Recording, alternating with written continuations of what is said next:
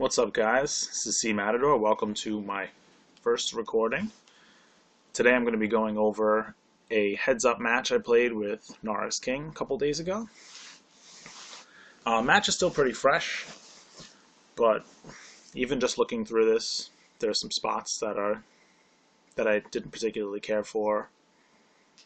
So just a couple things. One is that I'm not a professional, so don't take anything that I say to be absolute gospel. I definitely make some mistakes in this match. But I think looking through your hand histories is a good way to get better and realize these mistakes. It's been a while since I played heads up, so I was looking forward to this.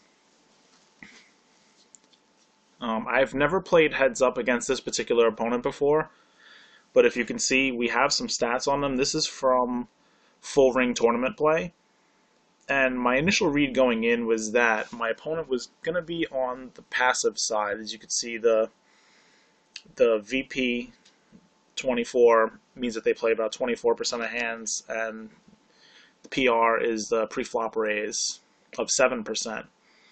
So with such a large gap, I'm expecting Gnarus to play pretty passive, and just in general, I'm expecting a lot of people, at least who normally play full ring, to not adjust to the amount of aggression that you need to do well in heads up. So in terms of some basic heads up strategy, you want to play pretty aggressively from your button. In terms of raise sizing, I started with 2.5 times the blind as a default, and I would up it to 3 times if I felt I was facing a stronger player, and I'll lower it if I think I have a really big edge on my opponent. I decided to start in the middle ground just to see how this was going to play out. Alright, so let's get right into it. First hand we have 9-8 off, and I'm going to open on the button, as I'm going to be raising a lot on the button until at least I get a reason not to. Gnarus just folds. So next hand we pick up pocket queens, and Gnarus limps. So this, given my read of my opponent before the match, this doesn't really surprise me. I go ahead and make it 90. You could make it bigger here. You could make it even up to 120. At this point, I kind of want to feel out how much she's willing to call after limping. I don't want to make it 120 and blow her out of the pot immediately. So I decided to just make it 90 here, and we get a call. Pretty good flop for me. This is a flop where I don't really expect Gnarus to believe me all that much. So I want to start off with a bet here, and I think I can get peeled by a lot of different draws, spade draws, gut shots, even ace high or king high. So I make a bet a little over maybe about 60% of pot or so, and we get called. 10 of diamonds on the turn is pretty much a blank. I see no, and so now that Gnarus has shown some interest in the pot, I don't really feel like I need to slow down, so I'm going to bet again and hope that I get another call, which I do. And then we get a 9 of hearts river. Yeah, really the only hand that got there would be 7-8. So I think this is a pretty easy value bet on the river. It's very easy for Gnarus to show up with 2 spades and have hit one of these cards. Maybe like a 10-8 of spades kind of hand. So I decided to make a fairly sizable bet. Not too big though, because I think a lot of her range is just 1 pair of hands. So I don't want to go full pot. Again, given the passive opponent, I don't know if she's going to read into, if I make an overbet here, if she's going to read into it as a bluff or not. So I tried to make a sizing that I think would get paid more often, though it could be a mistake. It could, maybe a larger bet could have been the best play. Anyway, we do get called, and she shows up with King 10, so she called the flop with overcards, and we win a pretty nice pot to start the match. Queen 9 suited, it's going to be another raise, and we just win. We get pocket queens again. Make it 90 again. We get called. And here's 7-7-5 flop. It's pretty hard to connect with this flop. Although there are some draws out there, it's hard for Gnarus to really have a hand that's going to call me down. That being said, with the draws, I would like to see myself bet here, and I know that I don't. Paired boards are kind of tricky in general. And with pocket queens, you could really go either way. There's not really a ton of need to protect your hand here because there are only 2 overcards to your queens. However, I would like checking more in this spot if I had the queen of spades. Because then that protects me on some spade turns that I'll have, decent equity. With no spade, I would have liked to see myself bet the flop. But we end up checking, and she checks behind. And this isn't really a great turn card for us. But also, since Gnarus didn't bet the flop, I would imagine most opponents, if they had a 7 in this spot, would bet to discourage spades from getting there for free.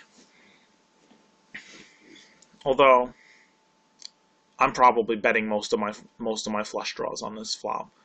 I might check a few nut flush draws just to have some strong hands in my checking range. But I'm probably betting a lot of my spade hands on the flop. So I really shouldn't have too many flushes here. At this point, though, the board is a lot more connected. So if Gnarus just has some random air,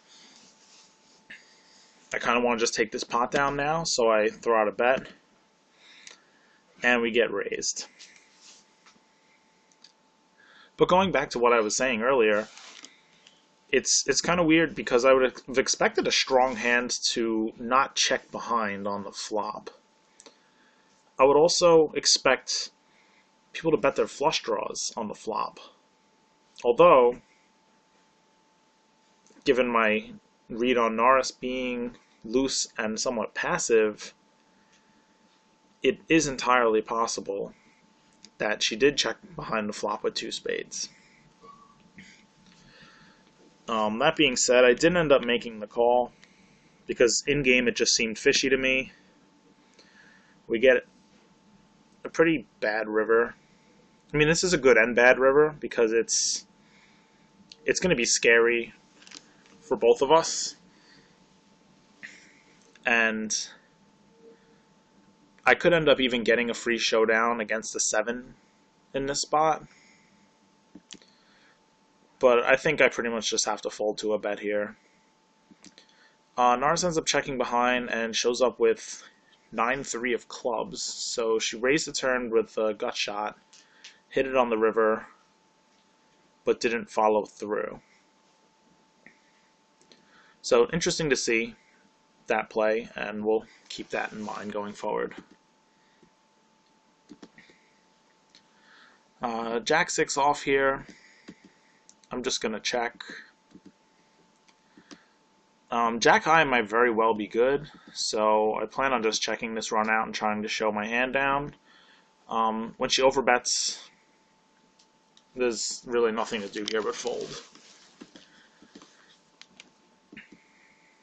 Besides King 10, we don't really have too much of a grasp on what her limping range is yet.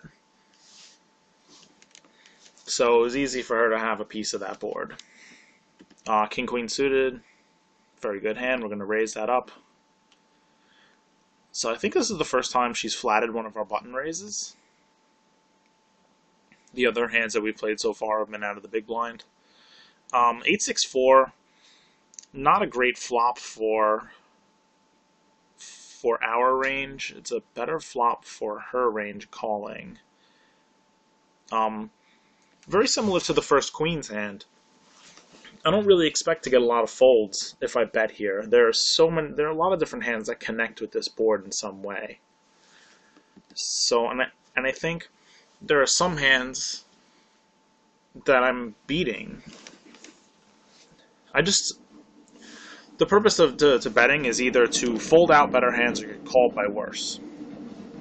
I don't think I'm really folding better hands. I mean, I don't think that ace high is really going to fold. And definitely not any pairs. I mean, I could get called by some smaller draws. But I think this is just a good spot to check. Pretty bad turn card. Just makes the board even more connected and even less likely that I can get a bet through. So I'm kind of at this point just hoping Gnarus has a hand like Jack 10, Jack 9, Queen Jack, and we just check it down and win with King High. But we face a pot-sized bet on the river, and we just fold. Next hand we get aces, and we get called. Here, this is a flop that could connect decently. I mean, this is a probably better flop for my range. So I'm going to bet on the smaller side, just hoping to get peeled by a 10 or a king, or even an 8. But we just get a fold. Apologies for the trains running through my backyard, but can't really do anything about it. Jack 7 I'm going to raise. Ace, Queen 8, 2 diamonds. I'm kind of mixed on this one. I think I'm going to bet here because just ace high boards in general are good for the raiser to represent. However, it's connected enough that I don't think I'm going to get folds super often. I do put out a bet here and I get called. On the turn, picking up a king. Now I have a gut shot. I need a 10 for a straight. So I think what I'm going to do here is just try to check back, take the free river. Although I wouldn't fault myself if I decided to barrel again. 4 spades river. I could bluff here to try to get some diamonds to fold. However, any diamonds that beat me are pairs. So I would be betting, if I'm trying to bluff, I'm trying to bluff her off of a queen or a king. Which, given that I didn't bet the turn, doesn't really make it all that plausible that I have an ace or a strong hand. So not really expecting a king or a queen to fold. That being said, I'd probably value bet a king myself here. And if she has weaker diamonds, then we just win at showdown. So I think I'm just going to check. And Gnarus has a pretty passively played ace. So surprised she didn't go for a river bet there. Jack 6 suited. So far Gnarus hasn't raised yet. And my big blind, I'm just going to try to see flops cheaply and try to hit them. So this checks through, and she does this little min bet on the turn, and we just fold. 10-5 off. Here this hand's pretty weak. I could keep the pressure on and raise again. I decided to try limping to see how she would react. I like to do this sometimes early in a match just to see how my opponent's going to react to limps. Checks it behind, I take a small stab at it and win. Queen 4 offsuit, again I'm just going to check.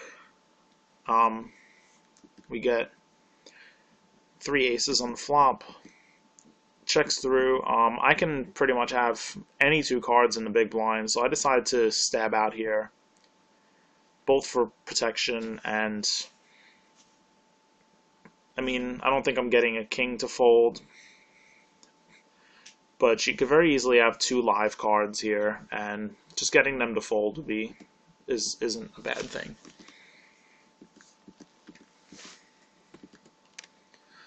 Here pocket sevens I'm definitely going to raise, so the blinds have gone up to 20-40 now. I think I've made this raise a little smaller than 2.5x. We flop tops. We flop pretty good flop for sevens. This board, despite there being a flush draw, this board's a little on the dry side. You could go either way. I mean, if there was a hand to slow play with, I think pocket sevens would be a pretty good candidate for it. I would definitely bet with bottom set, probably even middle set. Top set, you could check here, or you could bet. It depends on how. It really depends on how willing your opponent is to float you with overcards. And given that in the queen's hand, she floated a board somewhat like this, although a little more connected, with the 6-4 deuce earlier, she called with king 10 on the flop. So I decided to just bet out right away. And we end up getting a fold. Queen 8, this one, I would like to, this hand's strong enough I'd like to see myself raise here. But I end up checking. And decided to lead out with my gut shot. Just try to pick up the pot right away. Although, I mixed on this because I think this is a flop that's going to hit Gnarus' range. We do get called. Not really a turn card conducive to barreling, so I just decided to shut it down. And she shows up with sevens. So probably one of the hands that I could have barreled off. Interesting to see that she just limps with pocket sevens on the button. So when she finally does raise, I'm gonna give her raises a lot of credit. Queen 6 off, we go back to raising the button.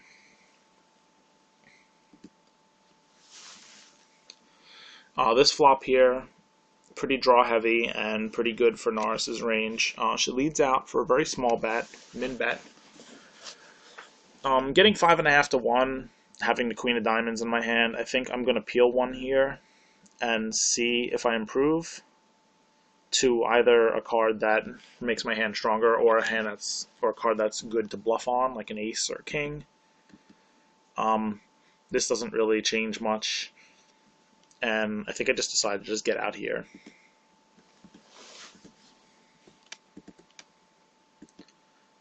Uh, 10-3 suited. Just going to check.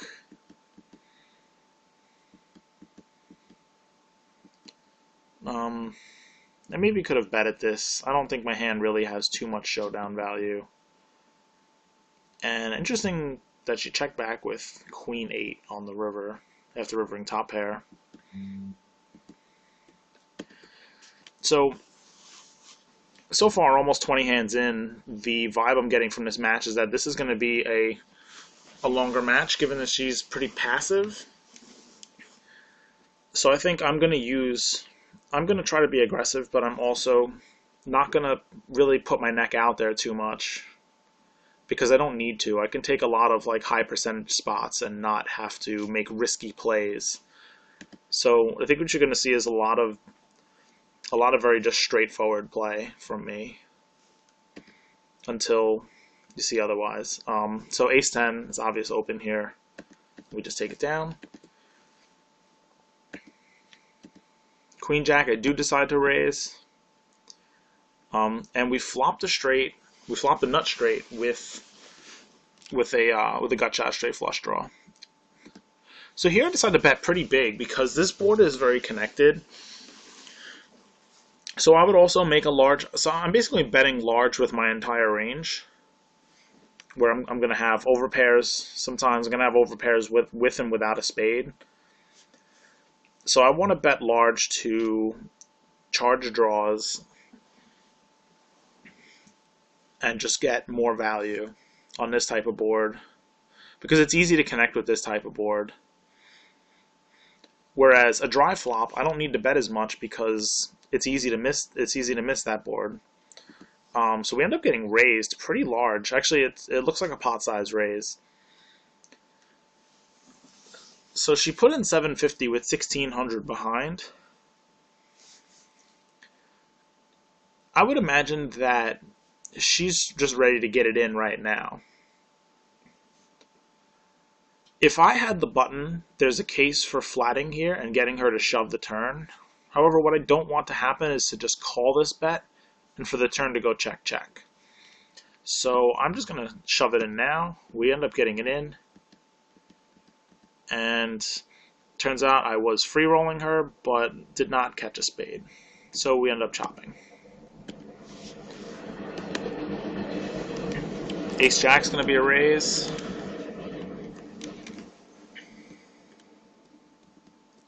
Somehow we have the button again.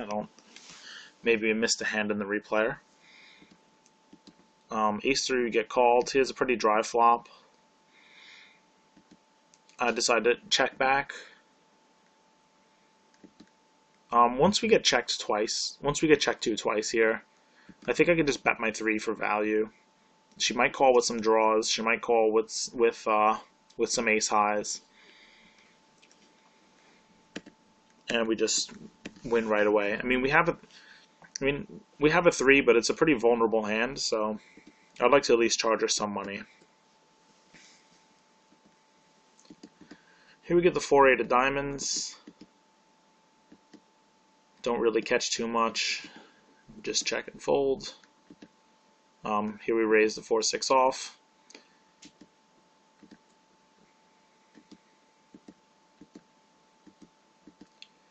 Three deuce to start with a check, and I decide to bet. I bet when I pick up the spade draw. I mean, this is a pretty good spot to lead out because I could plausibly be checking a 6 on the flop, and also my hand literally has no showdown value. I have the worst possible hand. And now I get a deuce river, which is kind of interesting because now I've picked up showdown value. I could basically beat draws that missed, straight draws, flush draws. Well, flush draws that don't contain a 10.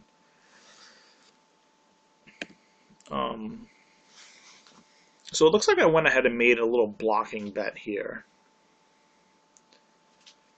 And I think I did this because I've seen her make over bets and full pot bets on the river, and I kind of want to see showdown here, but I don't want to check and let king high just pot it into me. I don't really like this bet too much. I mean, if she's bluffing, I should just get the full bluff, the full value from catching her bluff. So she ends up having a 10, which is this play worked out very well for me because this might have been one of the hands that, I mean, I think a 10 she probably checks back. I mean, she's checked back like middle-ish top pairs on the river. So I'd imagine I think a 10 always checks. So I don't really like this play. I don't think that she would make a big value bet with a 10 here. So I think I just burned 65 chips.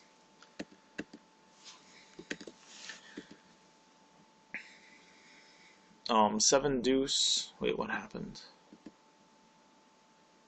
Now she's the button twice. Seven deuce, just check. I'm gonna lead out here with middle pair, just for protection. This 4 is not a great card for me because now the only pair I was beating, I don't beat anymore. So I'm gonna slow it down, see what she does. 8's actually a pretty good card because it makes it less likely that she has an 8. Still, I don't really think my hand is worth value betting. I don't know what I'm going to get called by. I mean, it's an easy bet fold if I bet. I think the play here is just to check fold. And we end up winning against her gut shot on the flop. Which again with no showdown value, I'm surprised she doesn't make a bluff there. 10-8 I'm gonna raise. Queen 9 I'm gonna raise. Jack Jack deuce, very dry flop, so I would expect to see a small C bet here. I do. I make just barely over half pot. Take it down.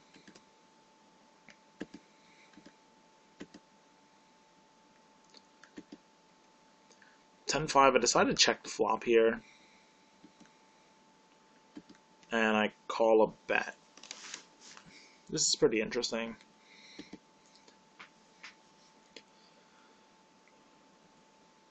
Yeah, I'm not really sure what my thought process was on this hand. Let's see how it goes further. Actually, it's min betting, and now I'm getting really good odds to just call.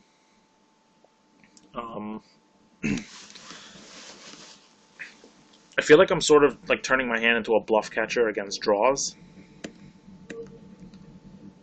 And it's a pretty brick river, so let's see what happens. Bet's another min bet. Now I'm getting 7-1 call, so I really don't need to be right all that often. With second pair, I think I just have to call down here. And shows 9-5. 10-6 open, 10-6 suited. Going to be opening most of my suited hands. King-5 I raise here.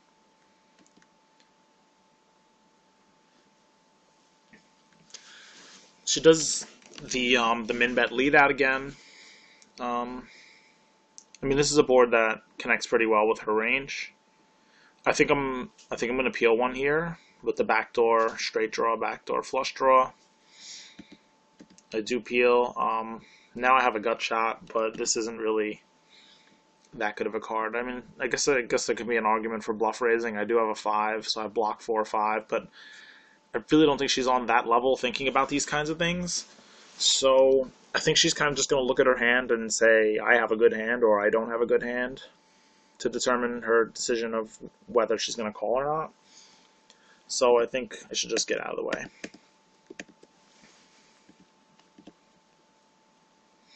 I think I figured out what happened. I've sorted the hands by time. So if the hands came, it's probably just sorting all the hands in the same minute, and however they're ordered sometimes makes it that I have 2 buttons in a row and she has 2 buttons in a row. So next time I'll sort that out correctly for the second match. I check here. Here, pretty good flop for me, even though I don't have anything. I have 2 overs and a gut shot. I think I'm just going to lead right here. I get called. And while this turn card doesn't really affect my actual hand, I'm going to have a lot of 5s here. And if I want to bet with those 5s, which I do, then I also want to bet with some bluffs, and this is a pretty good hand to bluff with. I mean, 8 high has very little showdown value.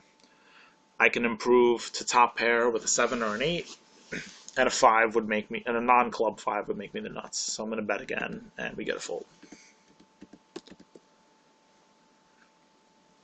King-6 suited, definitely going to raise this. We flop middle pair. And she does the min bet thing again, which she did with bottom pair. So I think my plan here is to probably just call and evaluate on the turn. She does the same thing. Nothing's really changed on that turn card. I'm going to call again. Interesting river. She checks. I could turn my hand into a bluff here. However, I don't really expect her to play a queen this way, so I don't think I have to bluff. So I'm just going to check and take the showdown, and we win against a worse 6.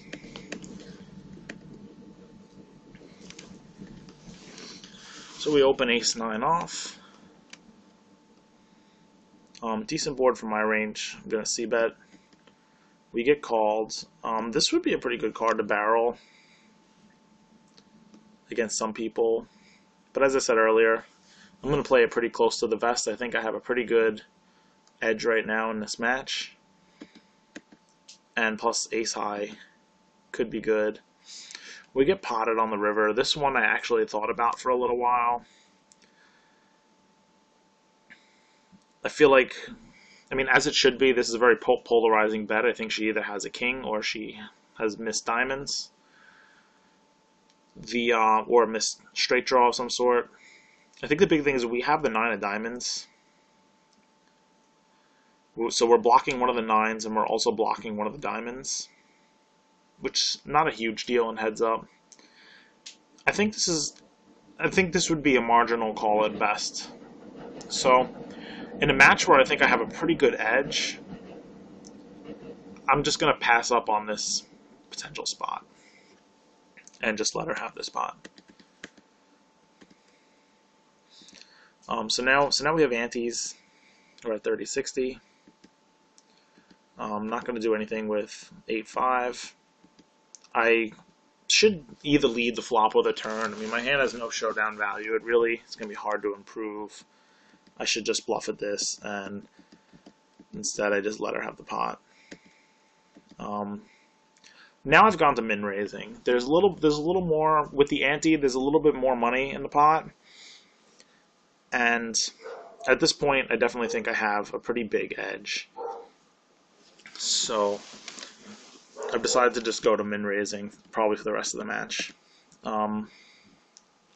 Here we just have absolutely nothing going for us, so I just fold.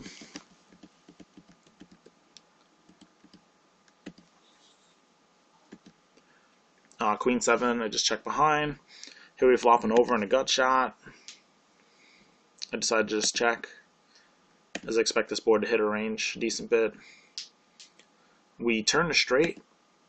I decided to check again to see if maybe I get a... I mean, I think it's hard to get called twice here by worse. There's a small possibility she may bluff. She's done the min bet bluff before on the turn, and she does go for it here. And I decided to just call. River. I'm going to check again and see if I can get her to put in another bet.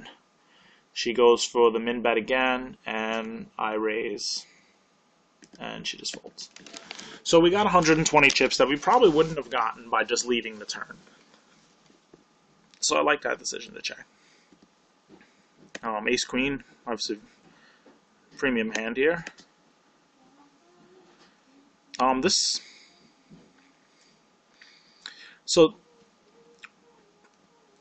This flop I expect to connect with her a little more than me.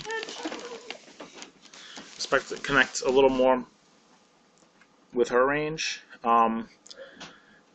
My ace high is going to be good here a decent amount though, so I'm going to check it back and try to show it down.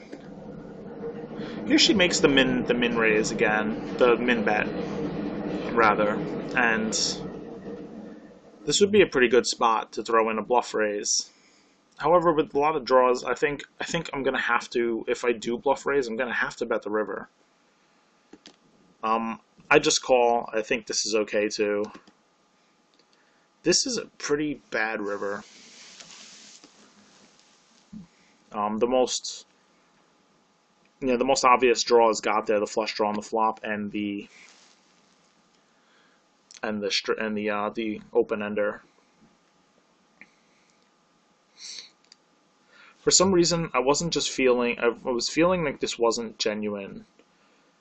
I think that her large bets in the past have been strong hands. So she makes this half pot bet. It just seems kind of fishy. I really think that she would bet more with a strong hand. That being said, she could be betting a 10 for value here, or a 7. But as we saw before, on a river like this, I don't know if she would even bet a 10. So this one I decide to take. I'm pretty sure I make the call here, and there's Jack 4 for a flopped gut shot, and we end up winning a pot with ace high. And this is a very key pot in this match, as you guys are about to see.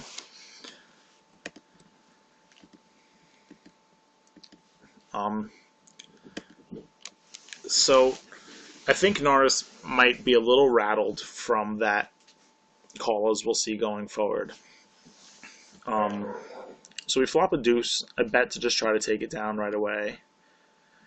We get called, and I shut it down, and Gnarus just shoves all in for 6 times the pot. So she might be tilted. Ace 3 I'm going to raise, and we get shoved on again for 30 big blinds. So this is kind of interesting because now we have to change our strategy a little bit, because we don't want to keep opening and get shoved on like this when we can't call. So what I've decided to do is to tighten up my opening range a little bit. You're going to see me make some folds that I would normally open. That being said, Queen Jack still won't open. We get called, we flop the Jack. I think I'm planning to play for stacks here, given the new swing in Gnarus' mood. We bet half pot and just take it down. Ace Queen suited, I'm going to raise. I probably should have made it a little bigger here. We flop a queen, middle pair with a gut shot to the nuts. We can get called by some weaker hands. However, I think this hand plays pretty well as a check. And we're back to the min bet nonsense. Turn doesn't really change the plan. I think I'm just going to be calling down. Checks back, and she had absolute air. So I think I got the maximum by playing my hand as a bluff catcher. And if she wasn't on tilt before, now it's pretty likely. So I decided to open the 8-6 off, which I don't know if I really should after those past two hands. And yeah, we get jammed on. Queen 9. Queen 9 I think is strong enough to open. This is a flop that's very good for my range, so I expect to see a c-bet here. I decided to check it back. I think I was kind of just afraid of getting jammed on continuously. And Queen High, I mean, if she doesn't have an ace or an 8, Queen High has pretty good showdown value here. However, given that she checked twice, I think I'm probably just playing this for the showdown value. Yeah, we end up checking this all the way.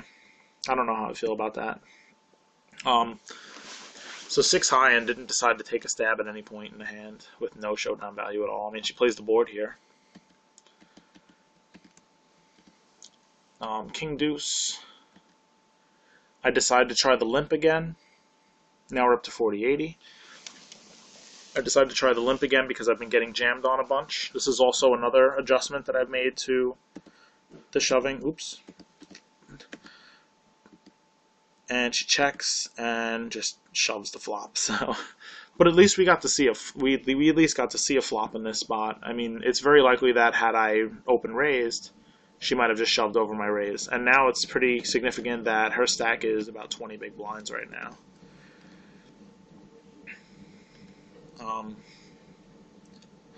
King Jack, I could just shove all in here. In fact, I should just shove all in here. I don't, and I don't like that.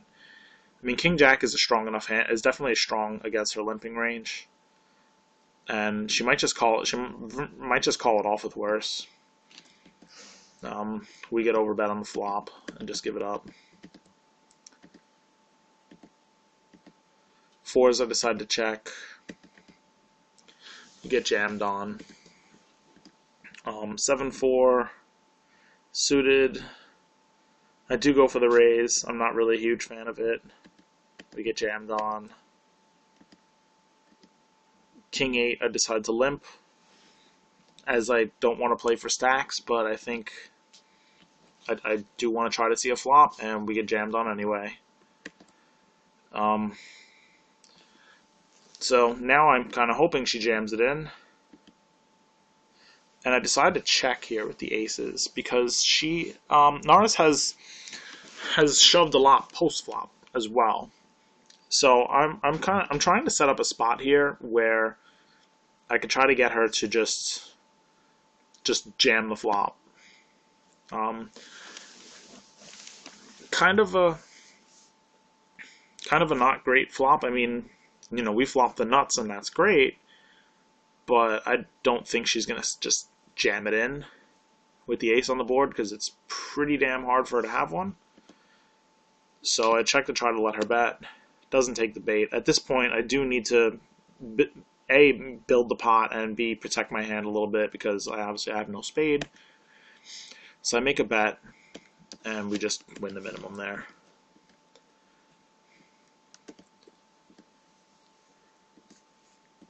Jack 4, I'm not going to do anything. I could lead the turn, but I decided to. I've been getting jammed on too much to do that. So we have ace jack in the big blind. She shoves 25 big blinds. I mean, just given the recent history, this is an easy call. And we end up winning against jack 10 high. And we win the first match.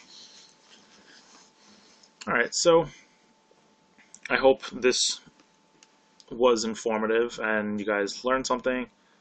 I will record the second match either later tonight or maybe in a couple of days, as we played another game after this, and it's interesting because the metagame from this match carries over to the next match, in which Gnarus starts playing a lot more aggressive right from the get-go. So it's very interesting to see how the dynamics really affect how these games play. But thank you guys for watching, and take it easy.